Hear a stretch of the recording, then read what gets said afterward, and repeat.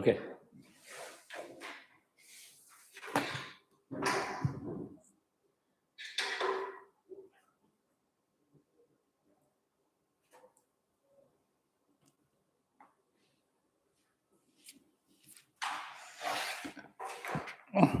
நம்ம அட்வென்ட் பார்த்தோம், impact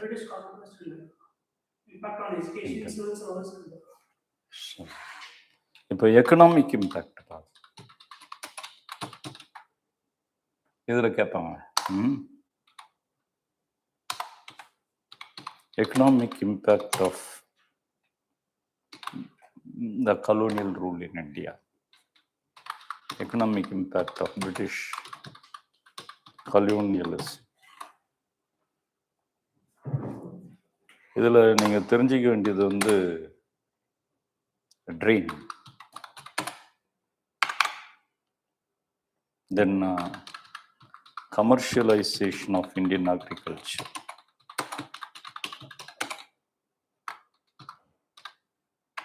Okay.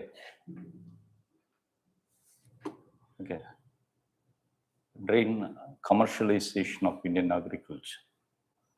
Then famines.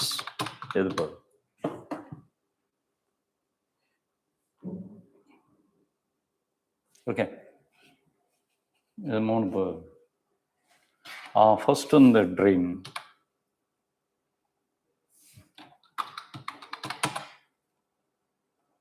Drain. One on the stages of drain. Stages.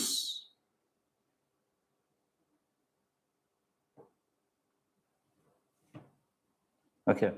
Components.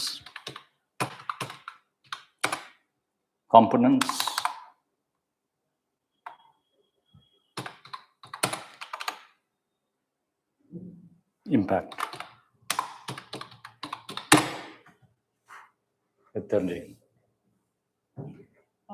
First on the stages of drain.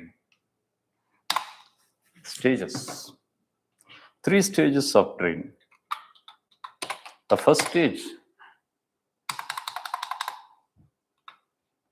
The first stage is of stage of mercantile capitalism.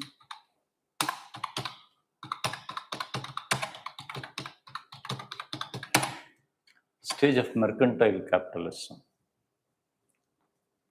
Okay. Drain was oriented to commerce.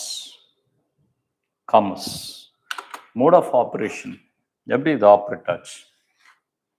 That means operation in the form of Diwani rights. That led to land revenues. The land revenues, which is called as investments.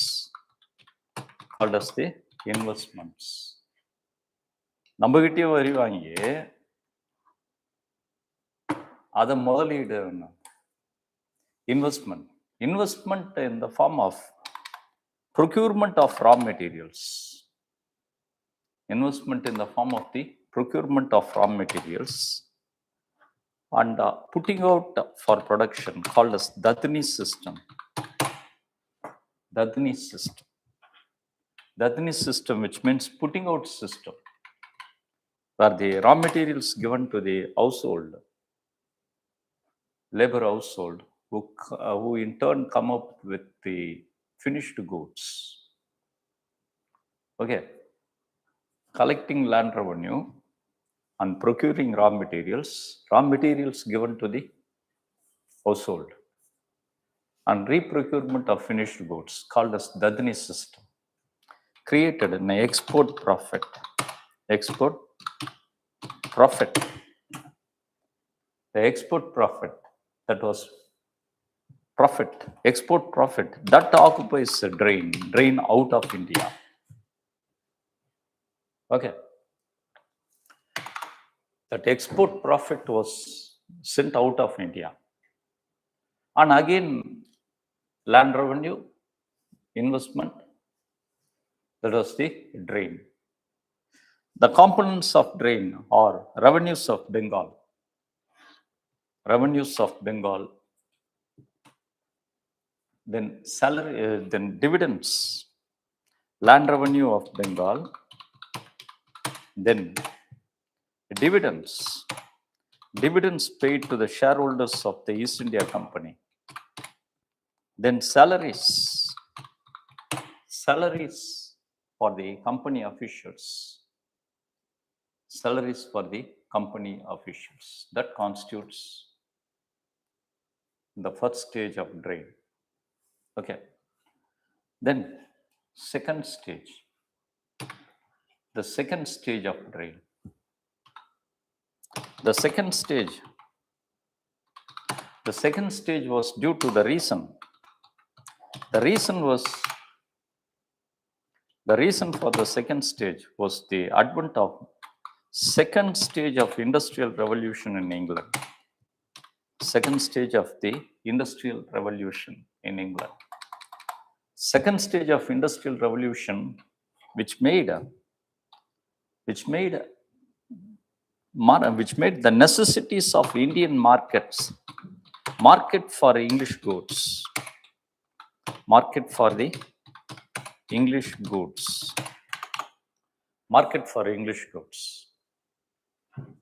Then the second one is BOT, balance of trade deficits for England, because England has to import raw materials in enormous scale for our industrial needs. So the second stage of drain is called as stage of industrial capitalism. Stage of the industrial capitalism. It was the industrial capitalism of England that operated the drain. The stage of industrial capitalism. Okay. Industrial capitalists of England were in need of markets in India. In the second stage of industrial revolution resulted in mass production. So expanding markets in India is a necessity. So the necessity for the English goods and BOT deficits, BOT, balance of trade deficit for England. Are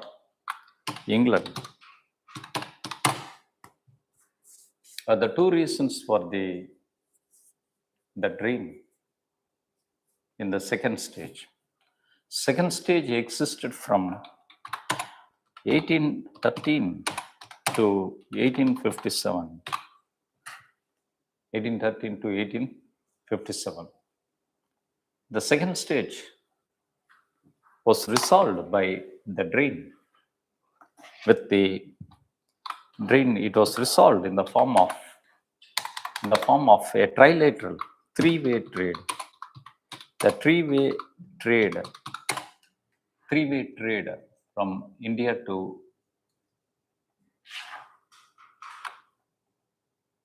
the three-way trade in the form of connecting England, India, China. England, India, and China. A three-way trade connecting India, England, and China. That means from England, English goods, English manufactured goods dumped to Indian market. Dumped to Indian market.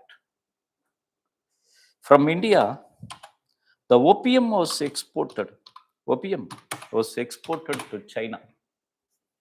Opium was exported to China. From China, the beverages exported to England. The beverages exported to England. So trade operated in three-way patterns. In the three-way patterns. By that is the three-way trade. Then two-way trade. Two-way trade. The two-way trade between India and England. India became the exporter of raw materials. India became the exporter of raw materials, and the England became the exporter of manufactured goods. Exporter of the manufactured goods. Manufactured goods. That is the two-way trade. Three-way trade, two-way trade. By that, the problem of balance of trade deficits for England are resolved. And the necessity of market for English goods resolved. That occupies the second stage of trade. Okay. Then third stage of trade. The third stage of trade. The third stage of trade was called as from 1857 to 1947. That occupies the third stage of trade. Third stage of trade was called as stage of financial capitalism. Stage of the financial capitalism. Why the new stage? Reason is one. The first reason is the rise of reinvestment. The rise of reinvestments. Reinvestments are nothing but the accumulated profits of the previous stage. The profits of previous stages. The profits of the previous stages. The profits of the previous stages has to be invested again. It cannot be invested in Africa, no human resources, Latin America, but in India. But in India, reinvestments. Then second one is the impact of 1857. The impact of the 1857, in which British came under the direct rule, India came under the direct rule of Great Britain. So the two reasons for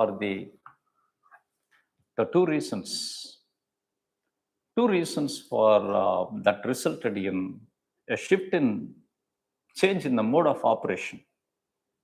First stage was trade operation, trade driven, mercantile capitalism. Second stage is industries driven. Third stage is financial capital, reinvestment, financial capital driven. So it operated in a cycle in the form of British investments in India in the form of sterling bills. In the form of the sterling bills. The sterling bills, which was converted into rupee in India. The sterling bills were converted into rupee in India. When the sterling bills are converted into rupee, that means higher exchange rate materialize. Then invested in India. That is Anglo investments in India. Anglo industries in India, which manufactured and exports. That means Indian exports, new exports, cement, glass, English electricals, new exports. That is the Indian exports that created export profit, that led to the export profit. The export profit, which was converted into sterling bills. The rupee again converted into sterling bills. Again converted into sterling bills in England, in which the surplus drained out. In which the two important operations. One is the profit by the means of arbitrage. The profit by the means of arbitrage profit. Arbitrage means conversion of one financial assets into other financial asset, a profit. arbitrage profit was drained. Then the second one is export profit due to exchange rate, due to lower exchange rate, in which 1 rupee is equal to 1 rupee is equal to, it is fixed that 1 rupee is equal to 1 sterling, 1 rupee is equal to 1 sterling, 1 sterling, lower exchange rate, 1 sterling and 6 pennies, and the 6 pennies as the exchange rate. Exchange rate is undervalued. So by that, export profit created,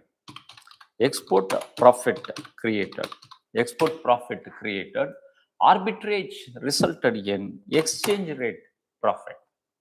Arbitrage resulted in the exchange rate profit. The exchange rate profit. So two types of the profit. The two types of the profit that was created. This was created in the form of and drained out. So this forms the third stage. The third stage. Then what are the components of the drain? The components of drain. Components of drain. The major component of the drain was home charges. Home charges. Home charges consist of export profits, export profit. Home charges consist of store purchase, the purchase for the administrative needs. Home charges consist of salaries and the pensions for the serving and the retired officials of the British in India and in England. Salaries and pensions for the officials. Home charges consist of private remittances from India to England. Home charges consist of India's debt to England. India's debt means the cost of suppression of the Great Revolt of 1857. India's debt to England. Home charges consist of expenditure need for Secretary of State and India Council in London. For the Secretary of State and the India Council in London, their salaries, their remunerations are all. This consists of the home charges. Home charges occupy 60% of the drain. 60% of the drain, followed by interest on railway bonds. Interest on railway bonds. Interest on the railway bonds that occupies the second stage of the drain. Okay. Then miscellaneous.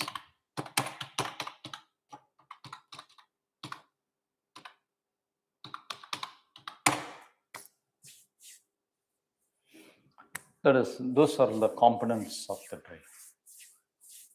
Estimate.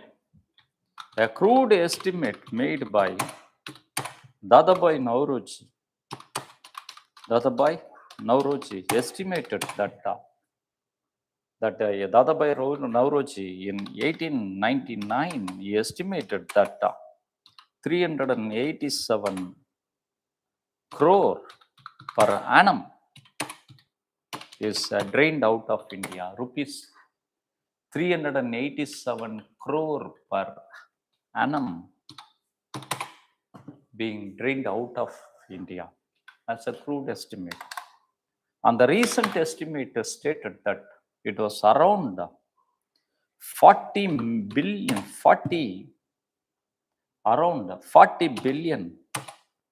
dollars. $40 billion. $40 billion means $40 billion means 2 times of the annual budgets from 1951. 2 times of the annual budgets totally made from 1951 to today, equal to 40 billion that was drained out of India. Drained out of India. Okay. What's the impact of the drain? What's the impact of drain? Drain is ever continuous from 1757 to 1947. From 1757 to 1947 means 190 years. Ever continuous. First budget of India in 1951 represent total first budget is 50 crore. First budget is only 50 crore rupee. First budget in 1950-51 prices. Okay. But the drain is 385 crores per annum. Budget itself 50 crore. 385 crore right from 1891, as it is estimated from it. So impact of drain that led to drain resulted in depletion of gross domestic savings.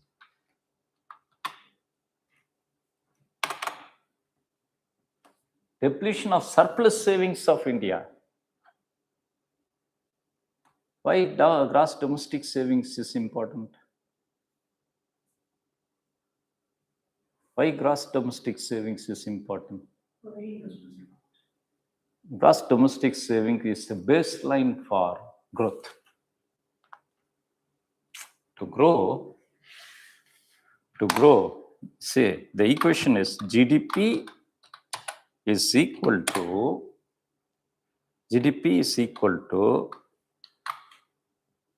gross capital formation, gross capital GCF divided by ICAR.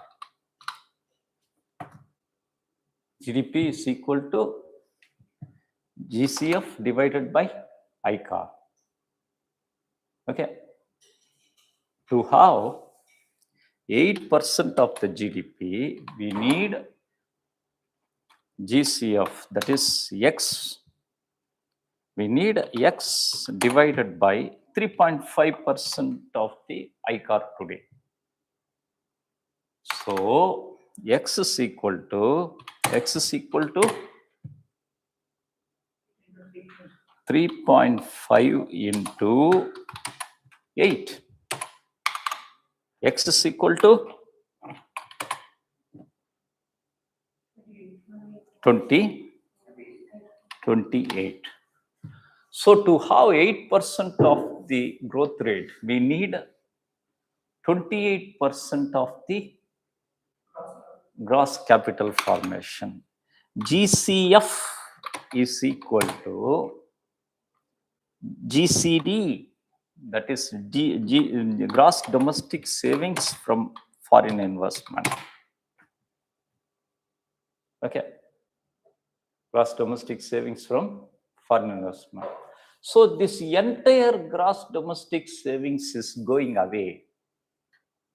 Entire gross domestic saving is depleted. That means depletion of gross capital formations in India.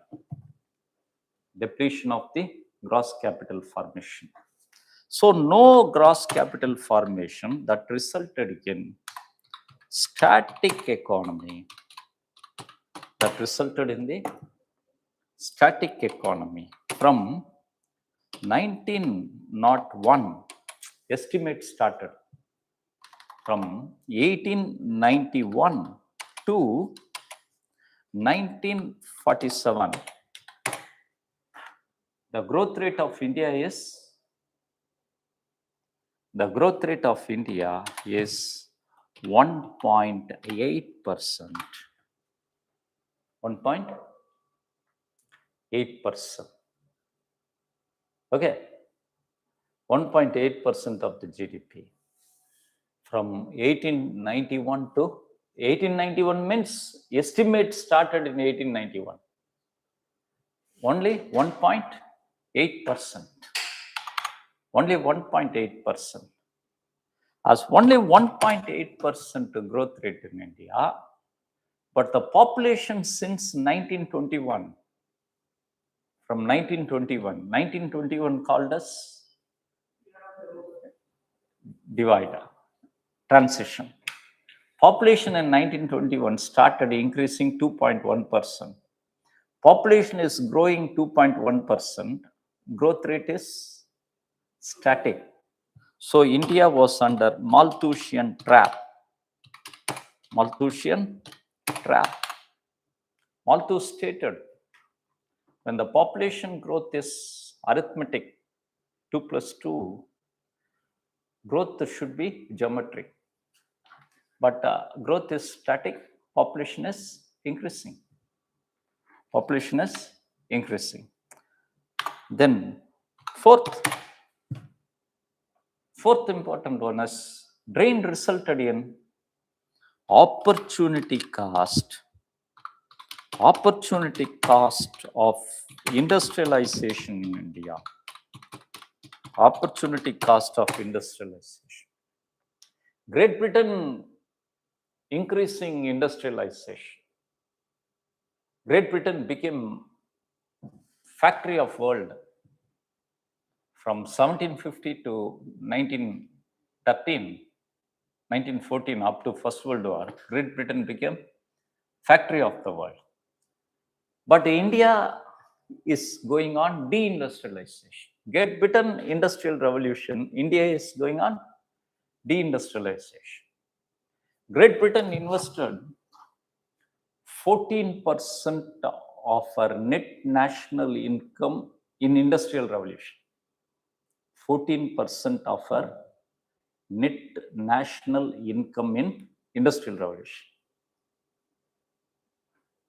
Drain out of India to Great Britain contributed 8%.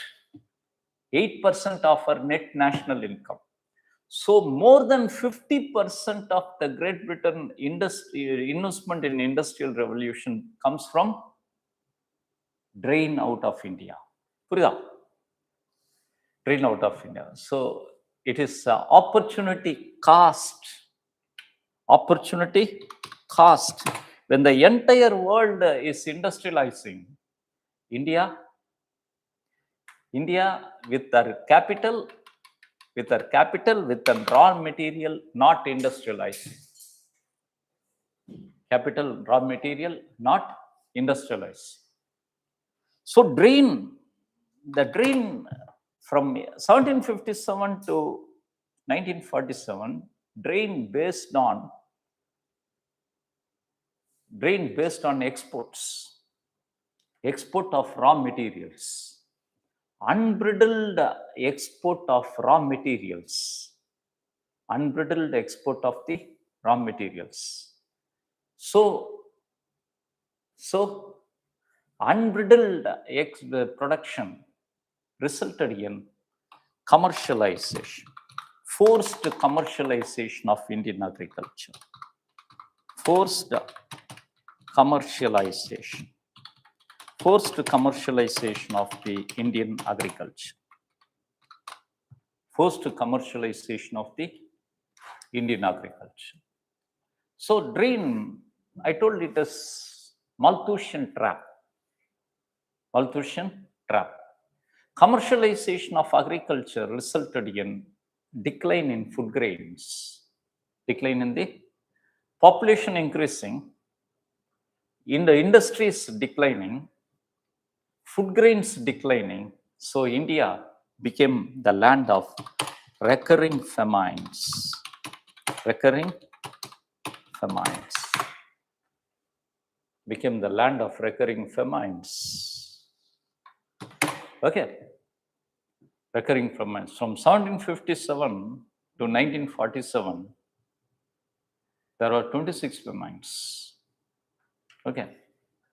Then India became a recurring famines and poverty.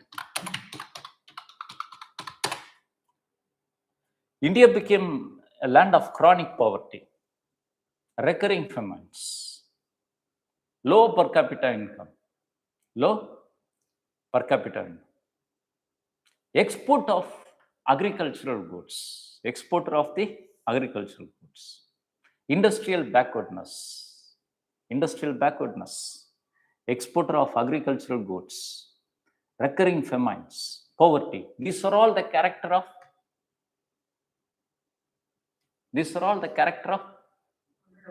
underdeveloped economy. Underdeveloped economy.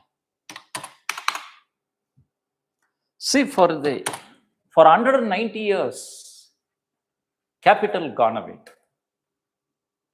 No investment in India. For 190 years, no industrial activities in India. So people don't have industrial skills. For 190 years, there is no need of constructing infrastructures in India. So no capital, no investment, no skills, and no infrastructure are called as structural deficits of Indian economy. Structural deficits. The structural deficits, that is investment deficit, then skill deficit, then infrastructure deficit. Still founding in India. Investment, the Indian economy known for chronic problem of poverty, character of underdeveloped, and the structural problems. எதுக்கு நீங்க apply பண்ணலாம்? Okay. Infrastructure deficit, skill deficit, investment deficit. இதெல்லாம் covered. So that seems to be the major. This represents drain. This represents the drain. Then commercialization of Indian agriculture. Commercialization of Indian agriculture. Commercialization of Indian agriculture. Commercialization takes place even today. But it was forced commercialization.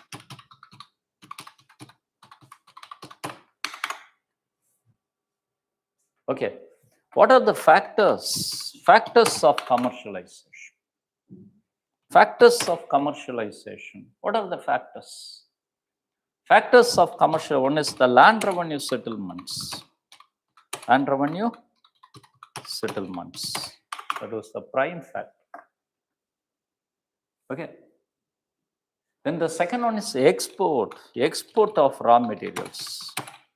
Export of the raw materials. Is export of industrial crops.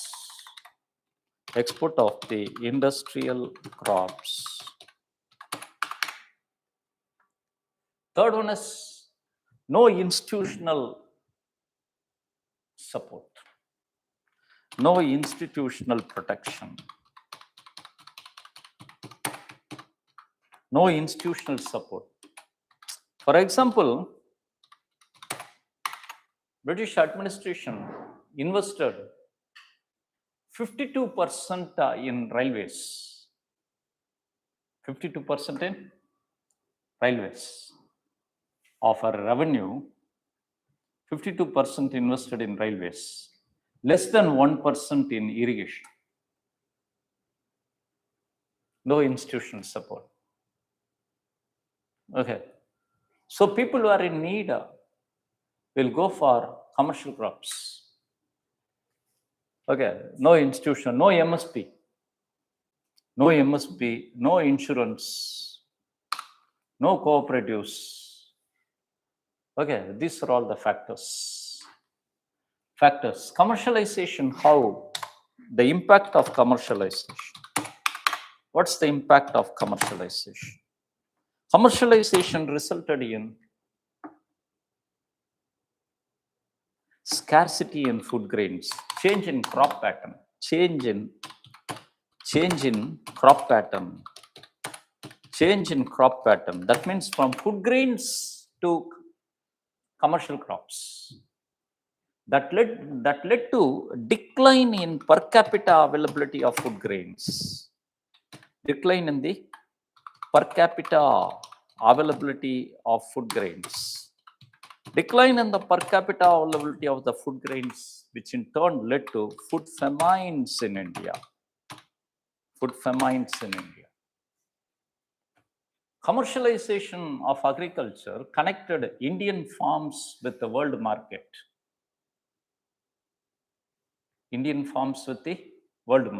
Directly. So any change, for example, glut in the world market. Glut is fall in prices, fall in agro prices due to overproduction. Glut in the world market led to agro crisis, farming crisis in India.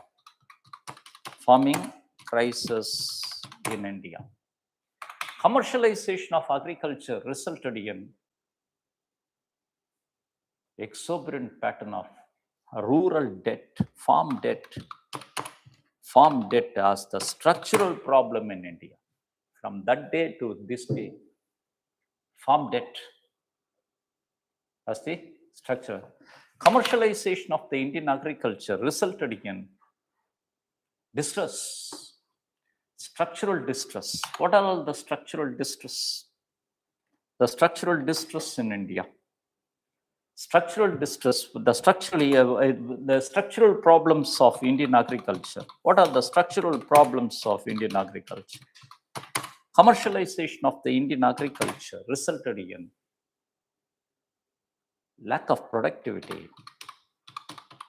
Lack of productivity. That means for 200 years of unbridled export led to depletion of soil nutrient.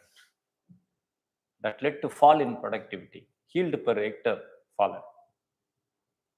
Commercialization of the Indian agriculture resulted in, one is the lack of productivity. Then the second one is diversity. That means diversity decline. No diversity. Diversity in crop. Diversity decline. Only market specified cotton, opium. Okay.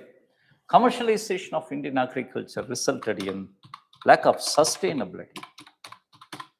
Three problems of Indian agriculture: productivity, then diversity, sustainability. Okay, three problems that are still haunting Indian agriculture, haunting the Indian agriculture. So these are all the problems on the impact of the commercialization of Indian agriculture. Then famines in India. Famines in India. Two stages of famines. The first stage from 1757 to 1857. It is called a stage of food famines. Scarcity of food grains. Okay. Then second stage of famines in India from 1857 to 1947. This was price famines. Price famines in India. Food grains exist, but no affordability for poor to purchase. Okay, poor to purchase. The characteristic features of Indian famines. The characteristic features of the Indian famines. What are the characteristic features of Indian famine? It is recurring. Recurring. Recurring. For every 5 years, 2 years, 3 years, famine. Okay. No food grains. Recurring famines. It is recurring. 26 famines and 13 droughts. They call it as famines. How they call it? This is official report. Why they they recognize it as a famine because of not less than death of 1 lakh people. If only 50,000 died, they don't call it as famine. They call it as a drought. Okay. So recognized famines, that means with the death of at least 1 lakh people, are 26 in number. And droughts, recognized droughts. Livestock died means drought. Only 10,000 died means drought. Okay. That too 14. So recurring famines. Recurring. All famines are man-made. Professor Amartya Sen called it as the man-made famines. British rule started with famines, continued with famines, and ended with famines. It's a man-made famines. That was the major characteristic feature. What are the factors that led to caused famines? What are the factors? What are the factors caused? What are the factors caused famines? Drain. Commercialization of Indian agriculture. Deindustrialization. Drain. Commercialization of Indian agriculture. Deindustrialization. And the alien character of state. State considered famine as a problem for the people, some people of Indians, not theirs. Okay. British never resolved the problem of famine in India. Never resolved the problem of famine. It was the two of the commissions, two of the famine. One was the McDonald Commission. One was the McDonald Commission.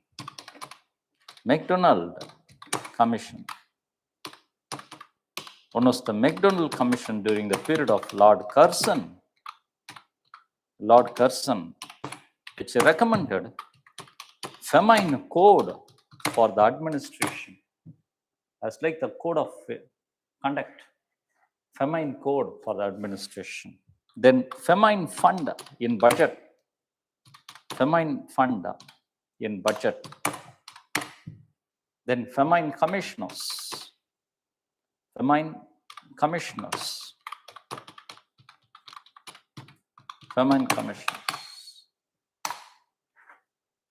Seems to be but famine continued in India. Okay. So this consists of the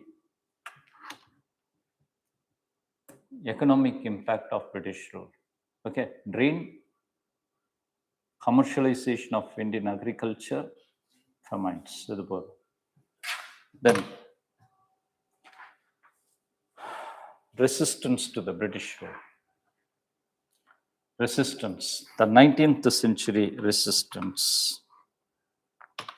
19th century resistance to British rule in India. Resistance to the British rule in the form of revolts. Revolts. What are the revolts? The revolt is one, tribal revolt. tribal revolt. 2, the peasant revolt. 3, subaltern revolt.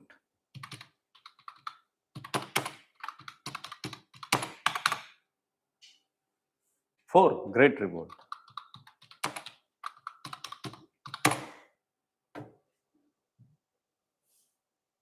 Okay, இதில் கட்டாயம் கேட்பாங்க இந்த வாட்டி. இந்த வந்தே மாதரம் இதெல்லாம் வருது இல்லை, இதில் கட்டாயம் கேட்பாங்க. First one is the tribal revolt.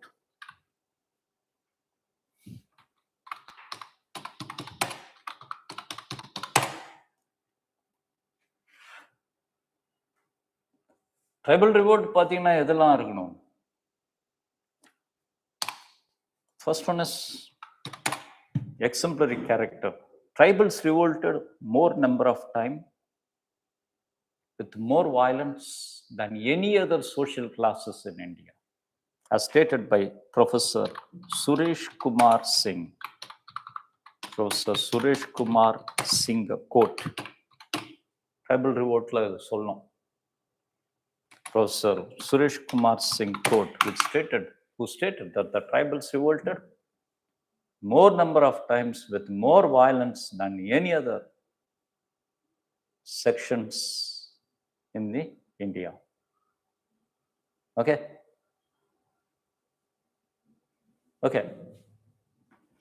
Next என்ன இருக்கும்? Its characteristic feature. உங்க பேப்பர்ல இது இருக்கணும். It is millenarian character. Tribal revolts are all millenarian character. Millenarianism as a society's tendencies as if they are entering into new golden age, new millennium. all the tribal leaders are millenarian leaders. இது கட்டாயமா நீங்க உங்க பேப்பர்ல இது இருக்கணும். Okay, millenarian leaders. Then most of the tribal revolts, what are the reasons? இது இருக்கணும். What are the reasons for the tribal revolt? Major reason, tribal revolts, major reason, land alienation.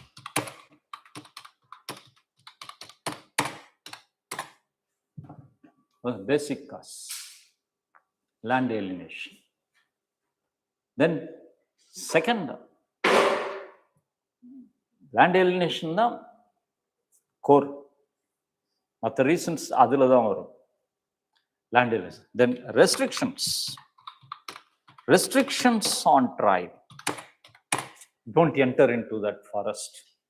Restrictions on their practices. Restrictions on their worship. Restrictions on minor forest produce collection.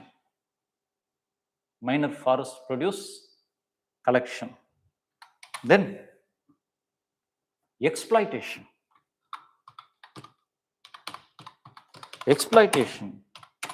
Their forest lands given for timber, and their children were exploited, labor. Their women folk exploited by the government officials, contractors, revenue officials, forest officers. Okay, so this, okay. Then characteristic features of the vicious character of the tribal revolt. Vicious character of the tribal revolt in the form of a cyclic land alienation. Land alienation leads to the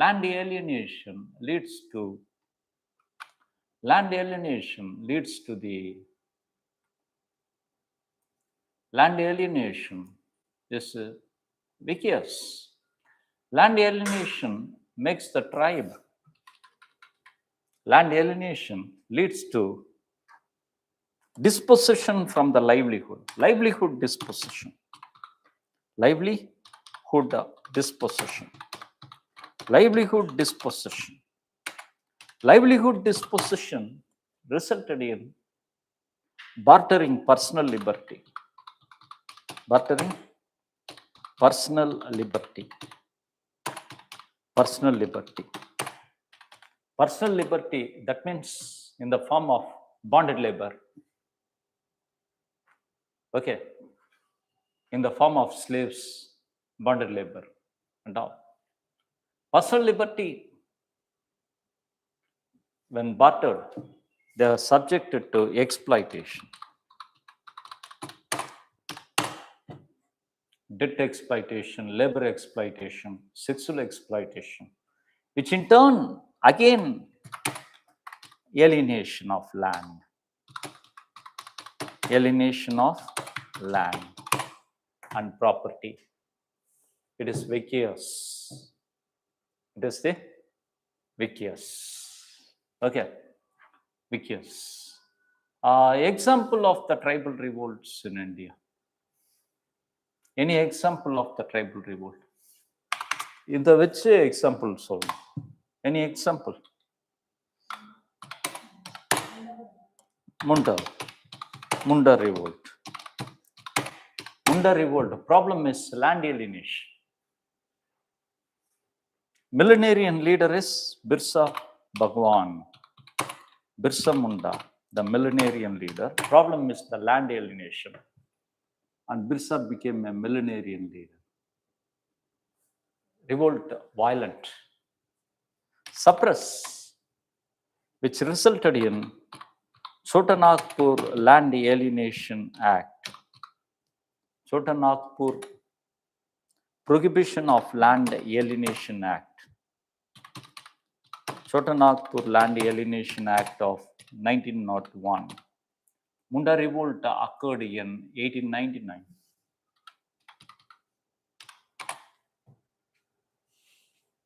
Okay. That is the tribal revolt. Then, peasant revolt. புரியுதா? உங்க பேப்பர்ல இருக்க வேண்டியது ஒரு example. Peasant revolt.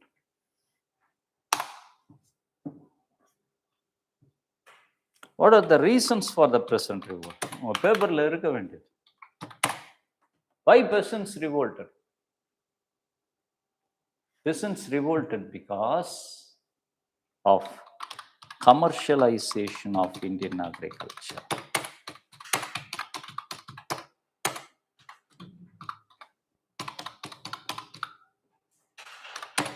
Commercialization of Indian agriculture resulted in different problems in different forms. Different problems in different forms. For example, in cotton regions, in cotton growing regions, commercialization of Indian agriculture resulted in debt, resulted in the debt problem, that is anti-money lenders, anti-Mahajan revolt. Okay. In Indigo region, commercialization of Indian agriculture in the Indigo region was of a revolt in the form of Indigo revolt. The Indigo revolt against, it was the Indigo revolt against forced labor, forced cultivation, forced labor. That means the forced bonded, the forced labor. That means against the contract farming, against the evils of contract farming. That is against to indigo planters, anti-indigo planters. Indigo planters, anti-indigo planters. Then commercialization of Indian agriculture in the regions of food grains cultivation. Food grain cultivation. Food grain region, it was the question of land revenues. Question of the land revenue. The example could be stated as Mopla revolt. What is the Mopla revolt? Okay. Then the nature, the type of the peasant revolts. Peasant revolts in the Zamindari settled region as the anti-Zamindari revolts. Anti-Zamindari revolts. It is the question of rent. Question of the rent. Rent given by the Zamindar. Example is Mopla. Mopla revolts in Malabar. Peasant revolts in the Mahalwari settled region were known for anti-moneylenders revolt, anti-Mahajan revolts, anti-Mahajan revolts. It is the question of debt.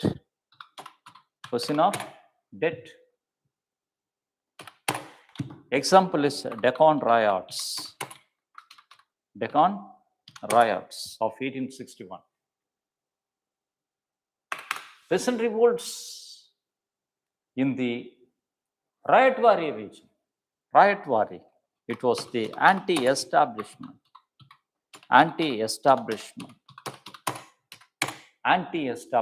It is the question of land revenue. The question of land revenue. The question of land revenue could be stated with the example.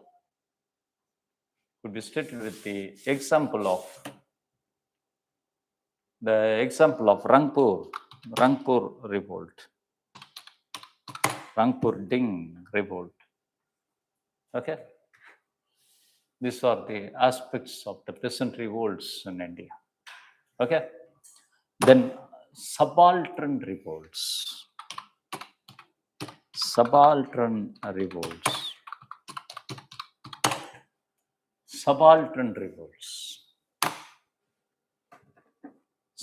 revolt examples is Sannyasi revolt. Sannyasi revolt of 1761. Then example is Indigo riots. Example, Vellore mutiny.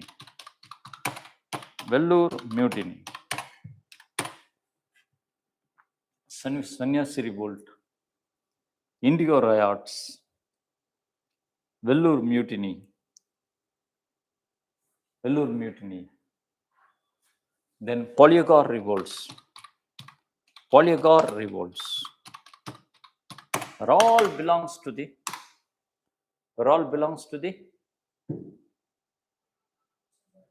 subaltern. Subaltern means subaltern studies, history of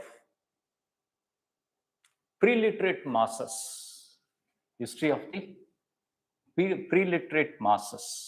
of common people, whose labor on which national production base. That is subaltern revolts. Okay. One example of the subaltern revolt could be stated with Sannyasi revolt.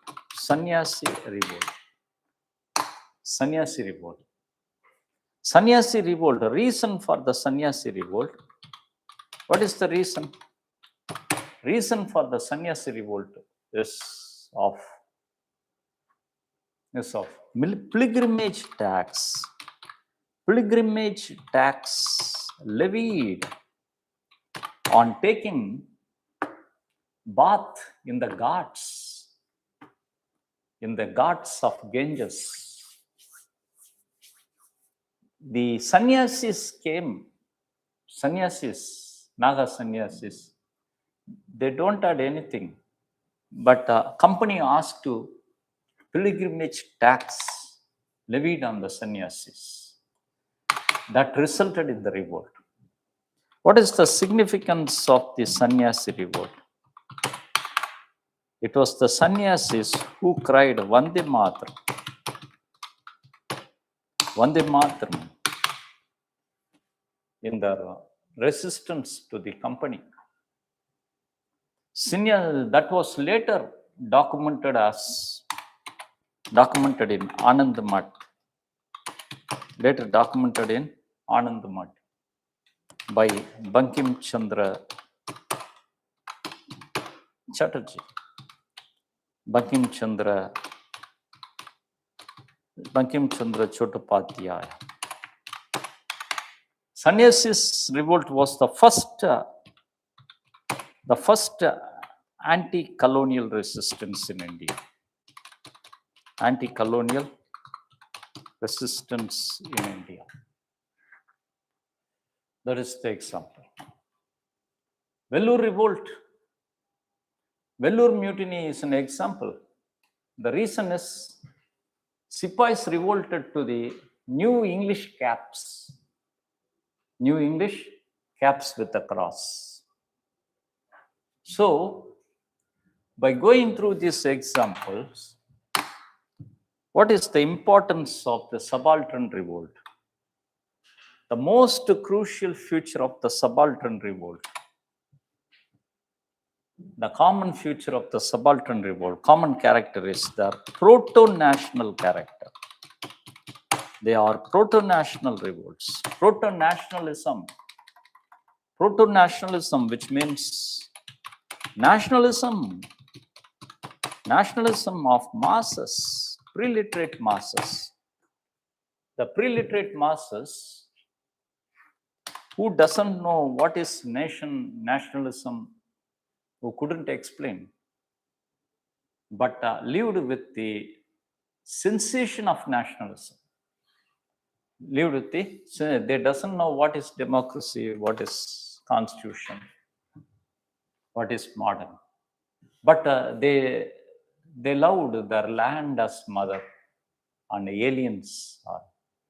The proto-nationalism expressed in the form of against to alien symbols, alien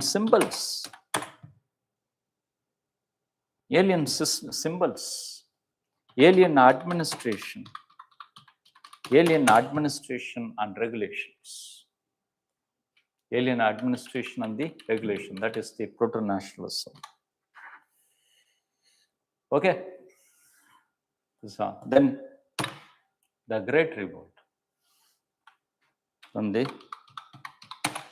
The Great Revolt. The Great Revolt of 1857.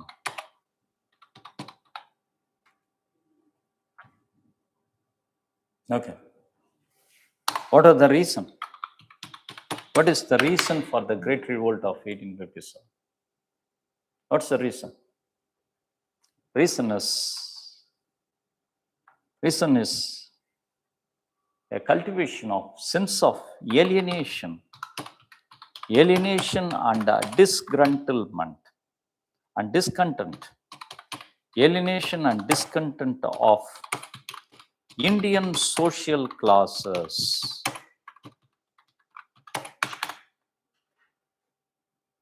Alienation and discontent of the Indian social classes. Peasants, due to commercialization of Indian agriculture. Okay. Masses, due to continuous nature of famines. Princes alienated and disgruntled due to appropriation, doctrine of lapse.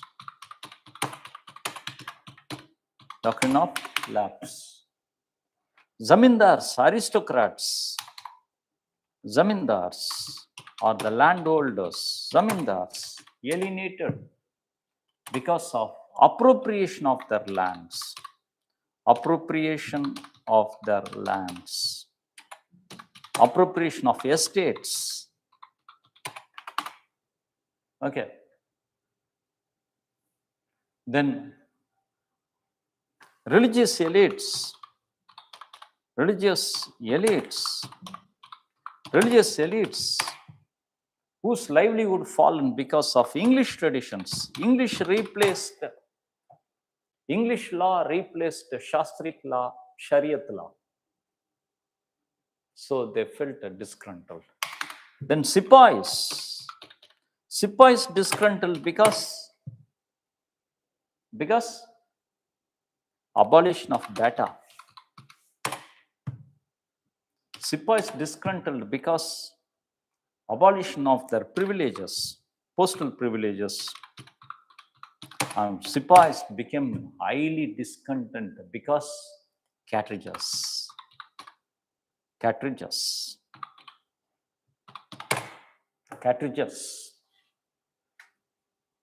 was with the rumors of being soaked with fat of pig or cow.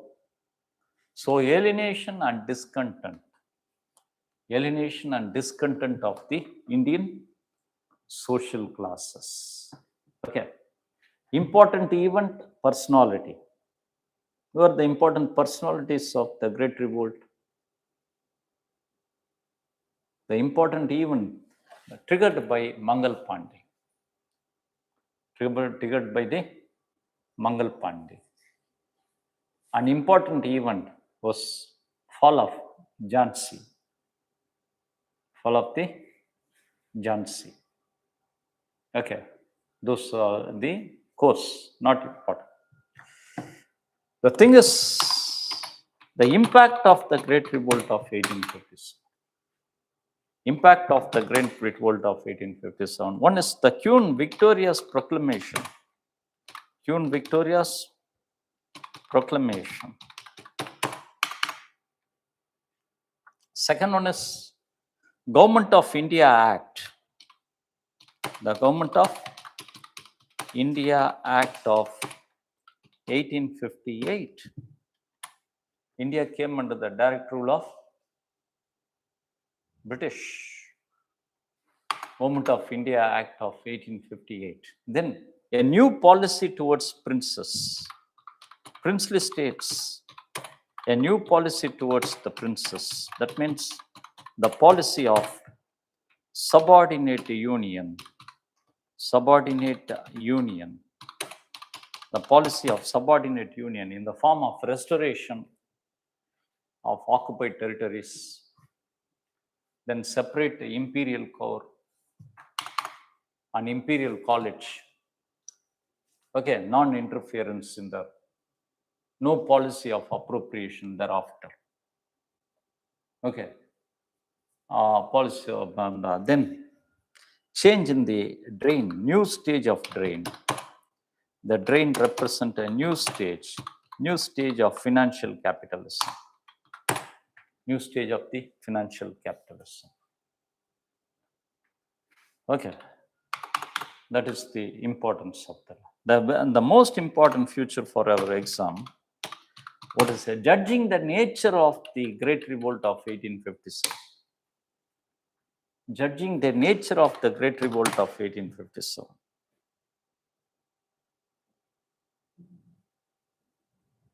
Judging is Great Revolt was a mutiny or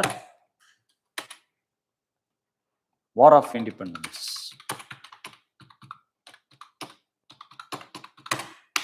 Mutiny or a War of Independence.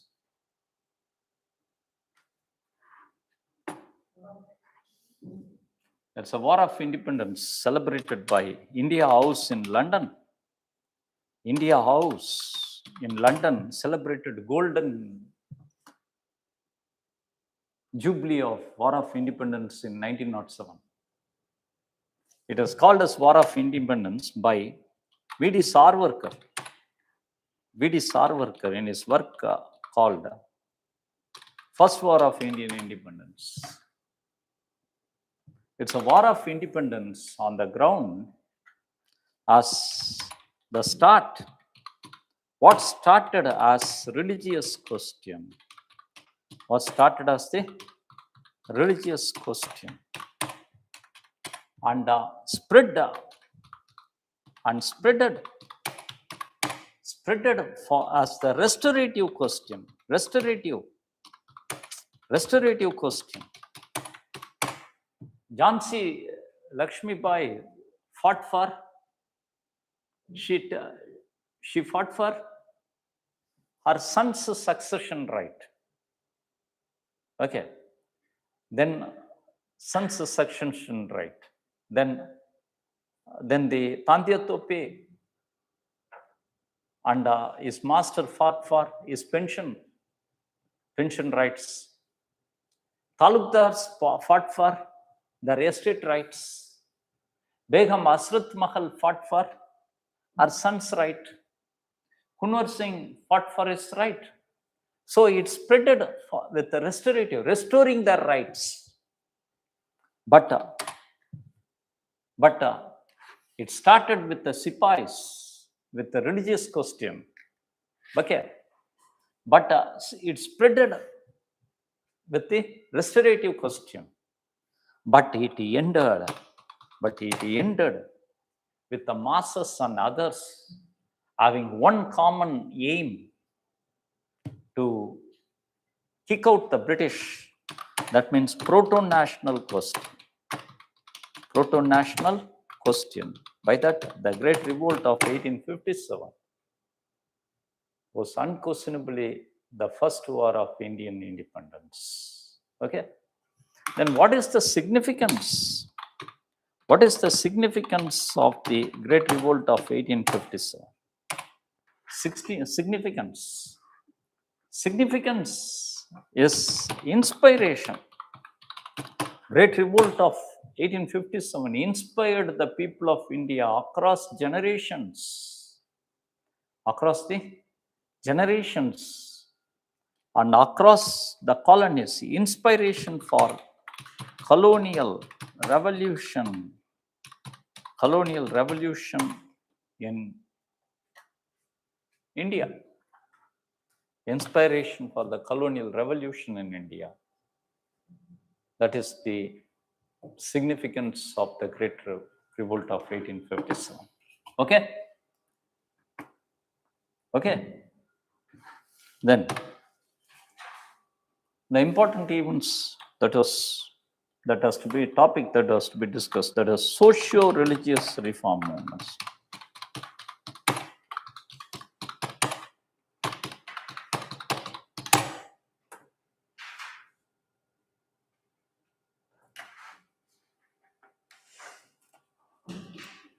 Okay. Here we have to know significance. Social-religious reform movement is significant in India, in the history of modern India, because of being Indian Renaissance.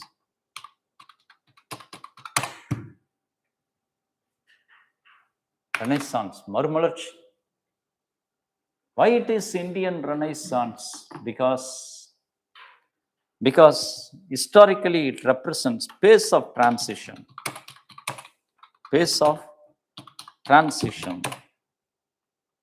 from tradition to the modern. Pace of transition. And leaders of modernity.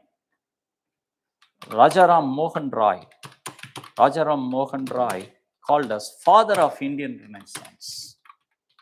Father of Indian Renaissance. Father of Indian Renaissance. Okay. It is called as the Indian Renaissance because it represents a transition in the world, a driven transition in the world view and the values. World view and the new values for Indians, modern values for the Indians. So it is the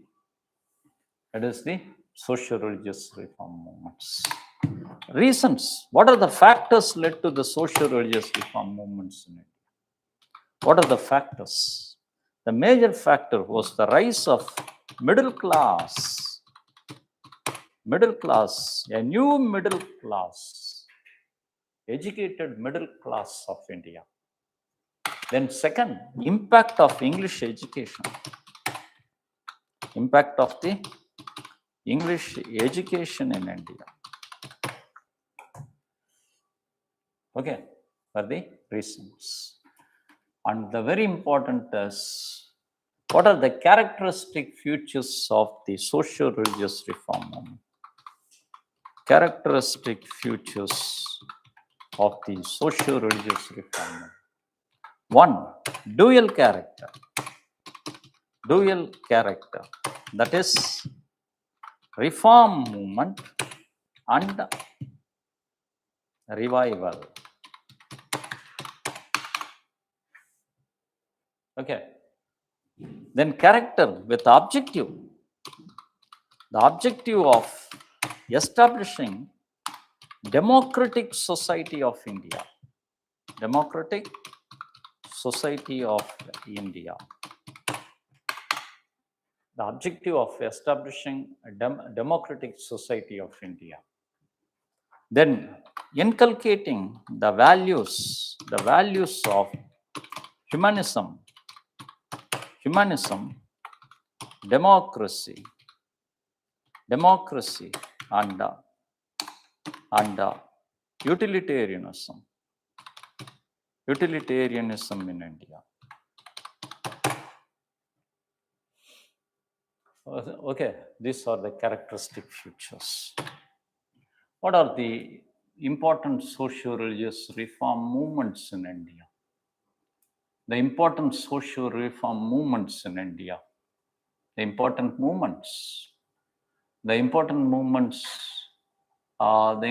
socio-religious reform movements in India. One is the reform movement. Reform movement. That is the movement. Values.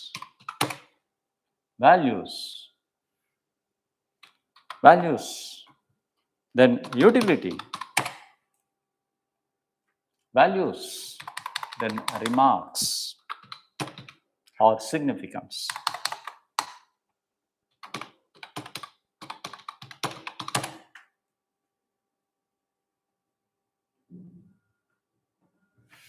One movement is தனியாக கேட்டுருவாங்க ஏதாவது moment. என்ன moment? Young Bengal moment.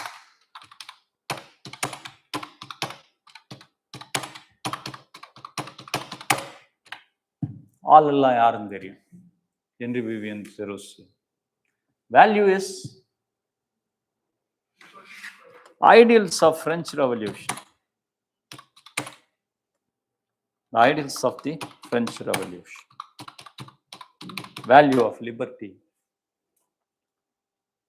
Then significance is the earliest tendency of reforms called as Zerosians. Zerosians means the people of reason and rationality. Then second one is Brahma Samaj. Value is humanism. Value. That means the earliest movement. That means campaign against sati. Campaign against the sati. In which the values is democracy, democratic value of the woman liberation,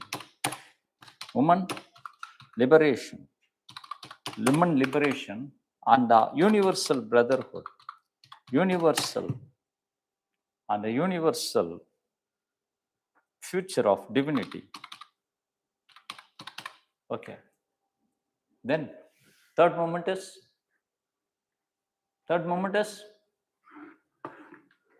reform movement. Third moment is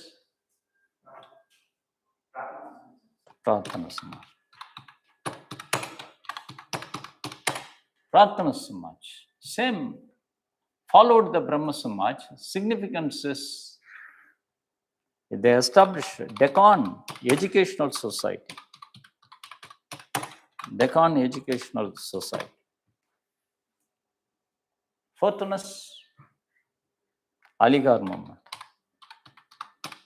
Aligarh movement by Syed Ahmad Khan. Value is promoting modern Anglican values, Western values in the Islamic society. Western education, the value of Western education for Muslims, value of Western education for the Muslims. Significant aspect is Mohammedan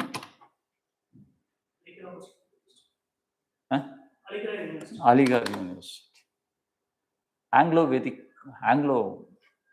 Mohammedan Anglo School, Oriental College, Mohammedan Anglo Oriental College, Oriental College.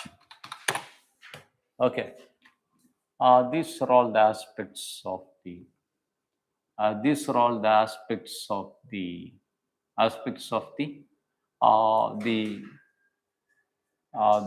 reform movement. Then the revival movement. Revival movement in India. Revival movement. The important movements are revival movement. The revival movement, the important movement could be stated with the important movement is Arya Samaj. Arya Samaj. Known for the values of spiritual nationalism. Spiritual nationalism. The values of education. Mass education.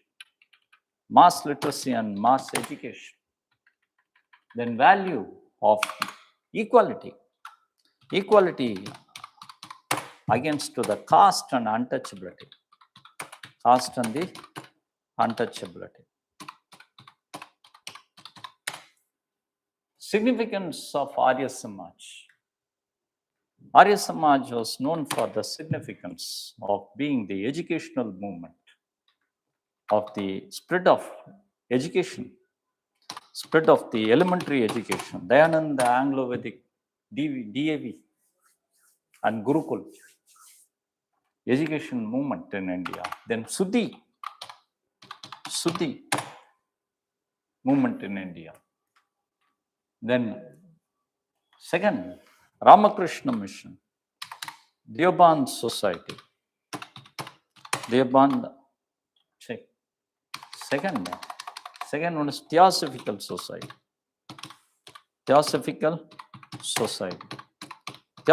Society, known for the value of promoting value of universal laws of religions. Universal laws of religions. Value is leadership of Dr. Annie Besant. Leadership of Dr. Annie Besant on the Home Rule League movement.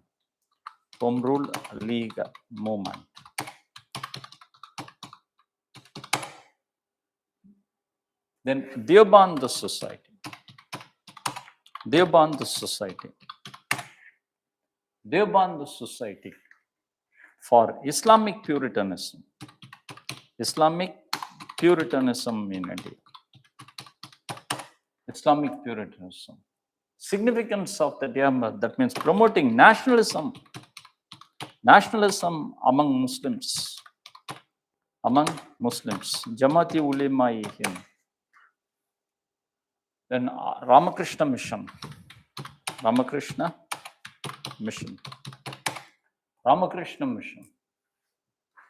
in which the value of Ramakrishna Mission is service to downtrodden, called as Daridra Narayan, considering service to downtrodden as the service to God.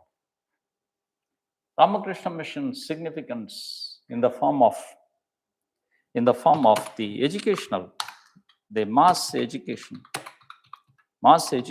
spread of mass education and relief work at the time of famines and natural disasters. Okay. What's the impact of socio-religious reform movements in India? What's the impact of the socio-religious reform movements in India? What's the impact of socio-religious reform movements in India? The impact of being the Indian Renaissance. Then the impact socio-religious reform movement inculcated the people with the values of humanism, democracy, and utilitarianism. Then socio-religious reform movements are the earliest pre-Congress platforms,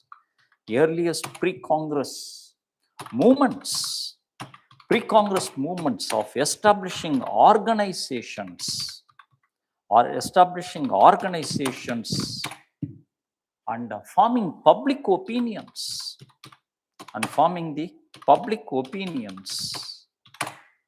in India.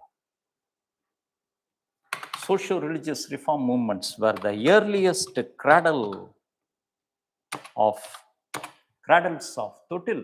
leadership. Earliest national leaders all came from the socio-religious reform movements. Okay.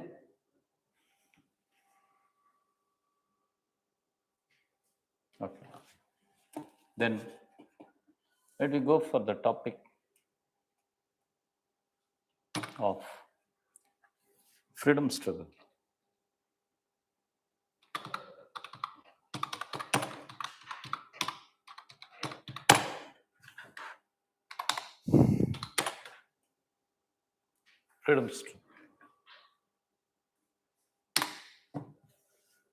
Freedom struggle in India. Okay. Freedom struggle. What are the basic cause for the freedom struggle? The reason for the freedom struggle. Basic cause for the freedom struggle. உங்க பேப்பர்ல இருக்க வேண்டும். Basic cause for the freedom struggle. Primary cause, secondary cause. Professor Bipin Chandra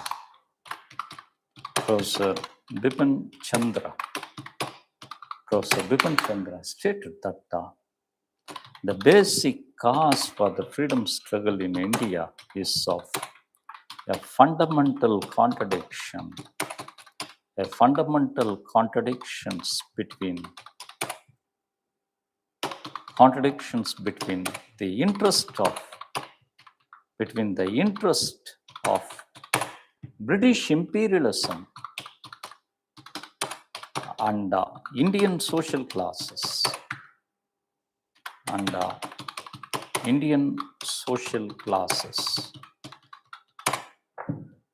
Okay. Professor Bipin Chandra talks about two types of contradictions. Freedom struggle means two types of contradictions. The two types of contradictions. One is primary contradictions. Primary is the conflict between British imperialism and Indian social classes.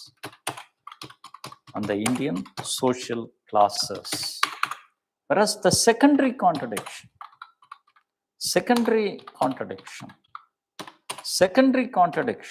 is conflict of interest between the Indian social classes.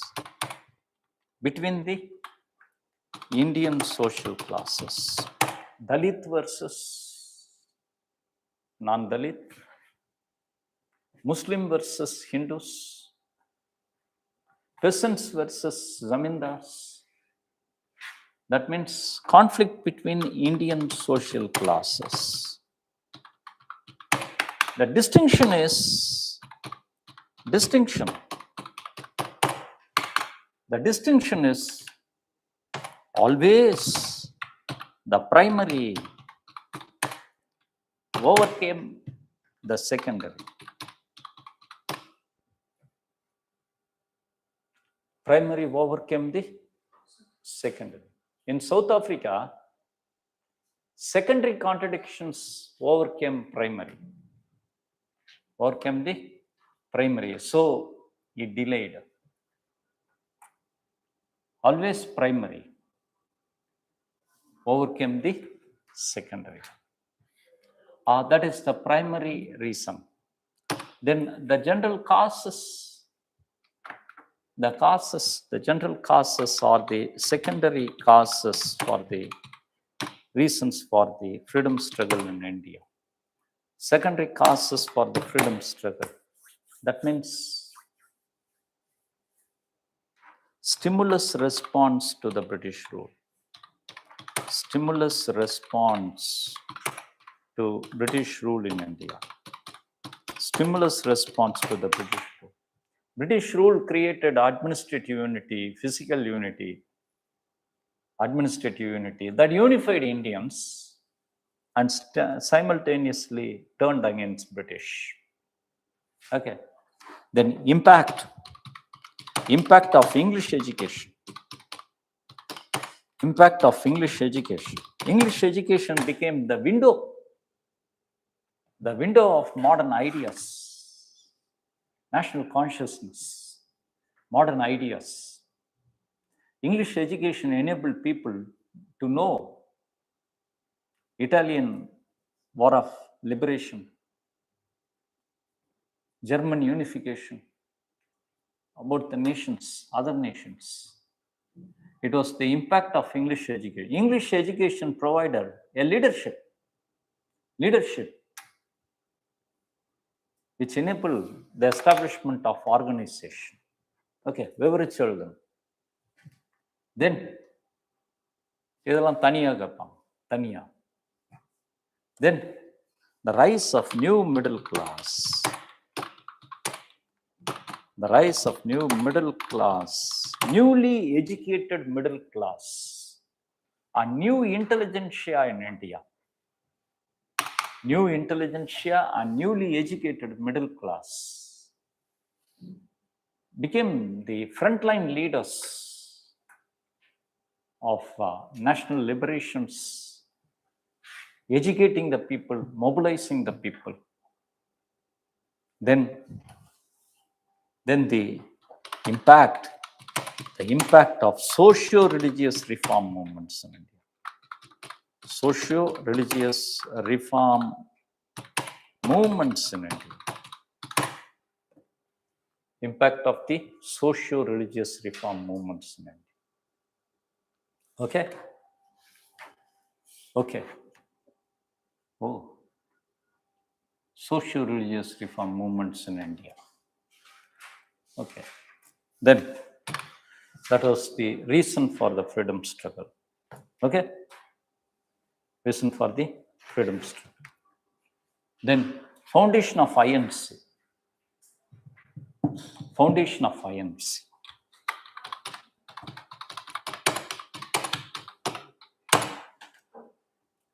Foundation of IMC represent a debate. A debate in the foundation of the INC. Is it a safety wall? Is it the safety wall to safeguard the British rule? Safety wall to safeguard the British rule. Why it is safety wall to safeguard the British rule? Because of the role of Evo Hume. The role of the Evo Hume. Evo Hume letter. The role of the Evo Hume letter to graduates of Calcutta. Letter to the graduates of Calcutta. Evo Hume letters to the graduates of Calcutta resulted in Bombay session. Resulted in the Bombay session. It is stated that the A.O. Hume had a meeting with the Viceroy, Lord Dufferin, and both of them planned to establish an organization to safeguard the British rule. But it's myth. But it is myth. It was Professor Bipin Chandra destroys this myth with the historical inquiry of 3 questions. One is 3 questions of Professor Bipin Chandra. 3 questions. One is the question of personality. Who was A.O. Hume? A.O. Hume was a retired ICS officer. Retired ICS. It is the question on the mythical story. The question on mythical story. The mythical story associated with the role of A.O. Hume, that is visited Home Department files in Simla. Home Department files in Simla, which was reported by hundreds and hundreds of Indian CIDs, stating thousands and thousands of Indians were in arms going to revolt. Then A.O. Hume met Viceroy, that is the mythical story. That story was biography of the A.O. Hume.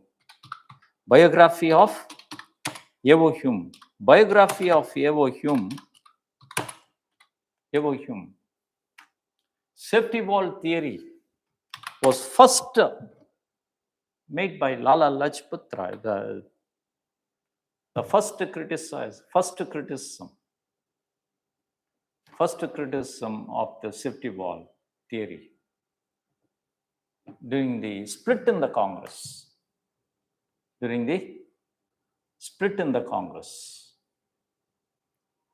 Safety wall theory was criticized by the extremist. It was a mythical story. Professor Bipin Chandra stated that existence of the nature of colonial state with a high red tapeism,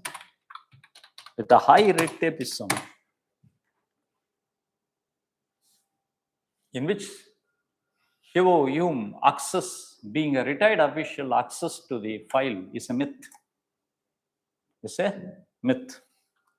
Then headquarters of the Home Department was in Delhi, not in Simla. So it's a myth. Then CID department was established only in 1902, where it was in 1885. It is myth. Just like the WhatsApp stories today. It is a myth cultivated. If INC was Dufferin's brainchild, why Dufferin was not sympathetic? Dufferin considered INC as a worst enemy. So it was all myth.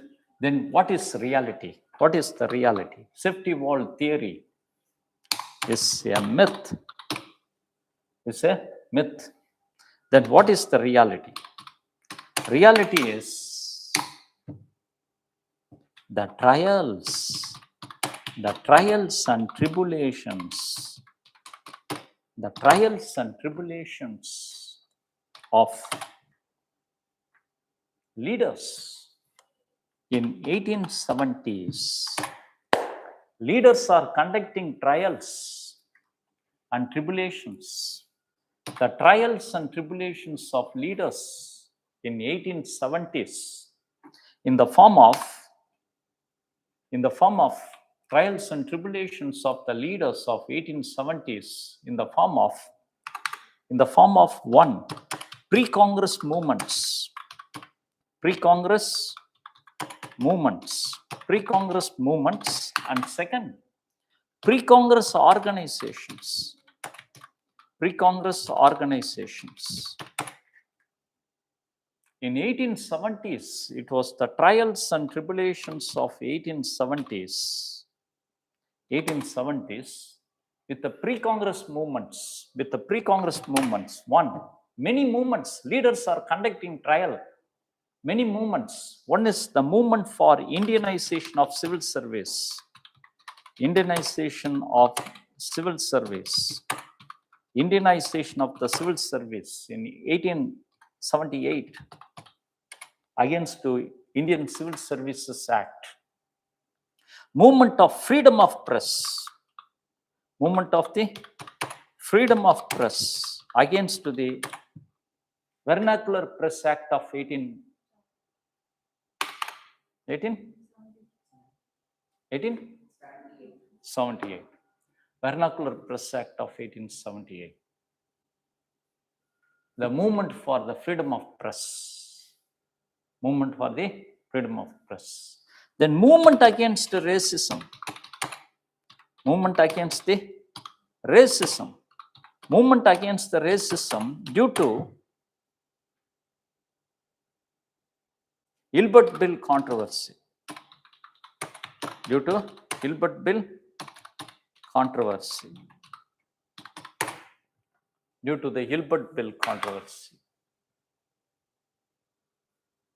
And the movement of economic nationalism.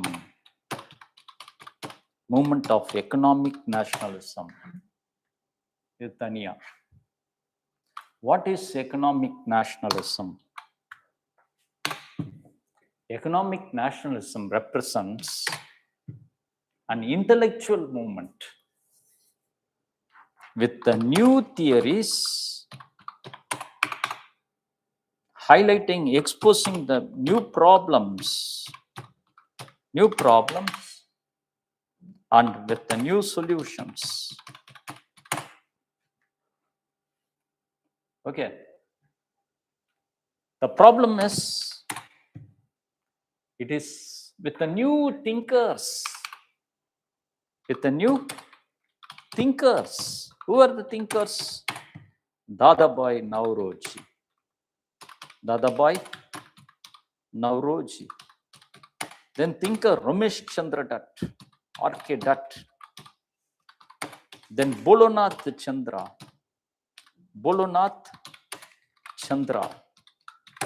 Where the new thinkers came, highlighted new problems. The problem of drain. Problem of famines. Problem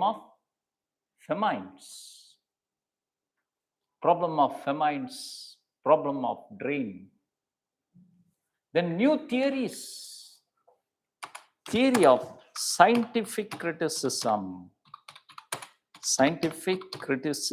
Of drain. Scientific criticism means econometric analysis of the drain. How much drain? What is per capita income? Dadabhai Nauroji called us first economic thinker because first to pronounce per capita income of India. He stated in 1899 that the per capita income of India is rupees 20. Econometric analysis, social analysis. Ramesh Chandra Dutt came out with the economic history of India. Scientific criticism of drain. Drain occurred throughout the world. Indians were the first to find out why these peoples are coming and ruling, what they are enjoying, how much they are draining. Throughout colonialism started from 16th century. It is in the 19th century, Indians were the first to find out scientific basis, a theoretical analysis, and came out with the solutions. Solutions. Everyone came out with the solutions. Solutions. One, this is important. One, solution. One is the inquiry. Inquiry on drain. Inquiry on drain and the famines. Two, ceilings on land revenue. Ceilings on land revenue. Ceilings on land revenue. 3, promoting technical education in India. Promoting technical education in India. 4, reduction of administrative and military expenditure in India. Administrative and the military expenditure in India.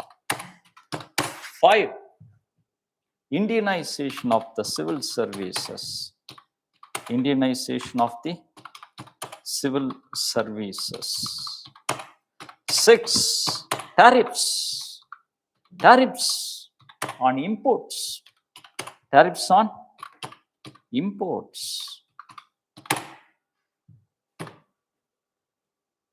Or the solution. Some solution, not only for government, but also for the people. It was Bolonath Chandra. It was the Bolonath Chandra.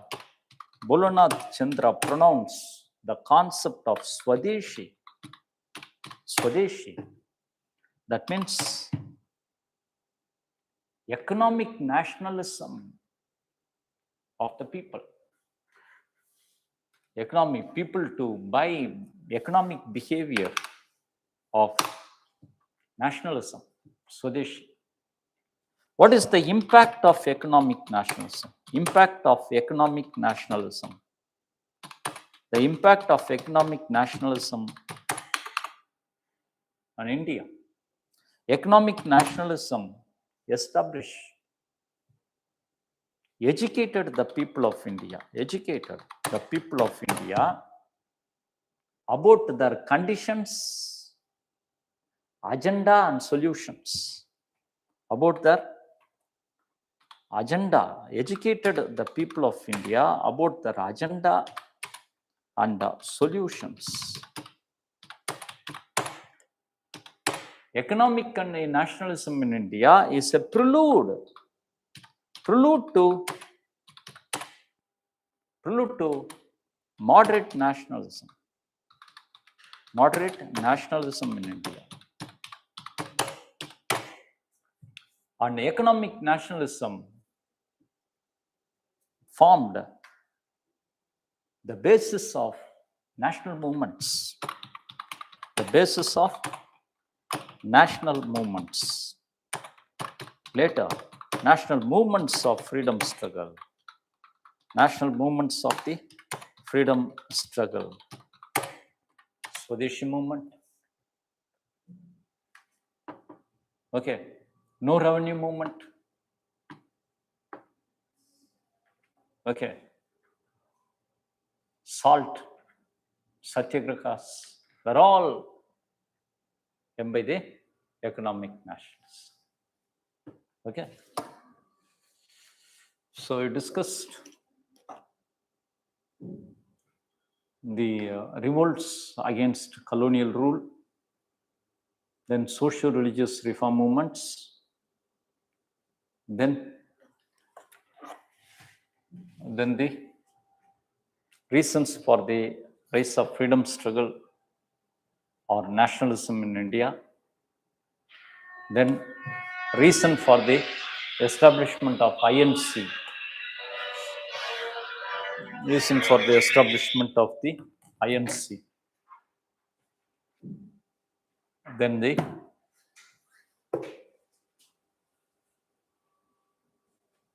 uh, 1870s, the trends of 1870s, the important trend, that is economic nationalism. Tomorrow we will continue. Now ஒரே class.